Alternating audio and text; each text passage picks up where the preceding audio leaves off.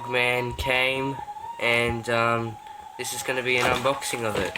And we're in. Lots of bubble wrap. This is a second-hand one. Yeah, you can't really get these, you know, first-hand anymore. These are big bubbles. Ooh, satisfying.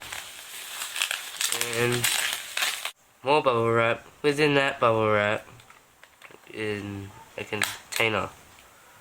How do you open this? Oh, it's good. Okay, that happened quick. Oh, there was tape at the back, that's why. Well, here it is. There it is. And here's the watch. Wow, this is so much smaller than I would thought of it to be. Because typically you think of a big watch when you see Frogman, but look at that. This is the smallest one of the series, and I knew that, but I like how small this is too.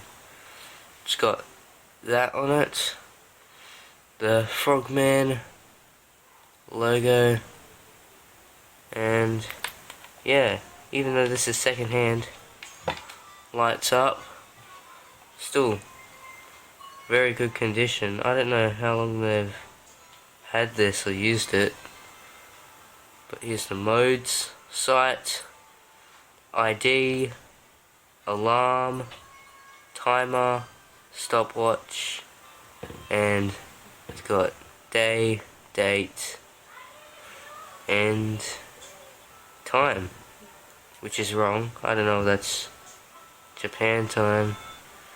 Yeah, it's a very nice watch. Ooh. I do plan to wear this diving, but I mainly got it because I've always wanted a Frogman, and here it is. It's just a really nice watch in general.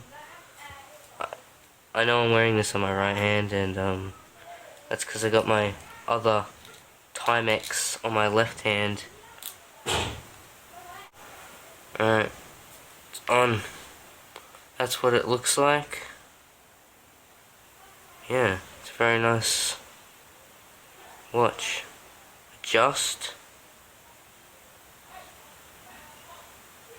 Alright, okay, yeah, I don't know what else to say. That's the watch. It's like, I did get it off eBay, yep. Second hand. It's always a bit of a risk, you know. So, it says rust resist there, dive is 200 meters, and yeah, it's a very nice watch. Hope you all enjoyed this unboxing, and I'll see you mates in the next one.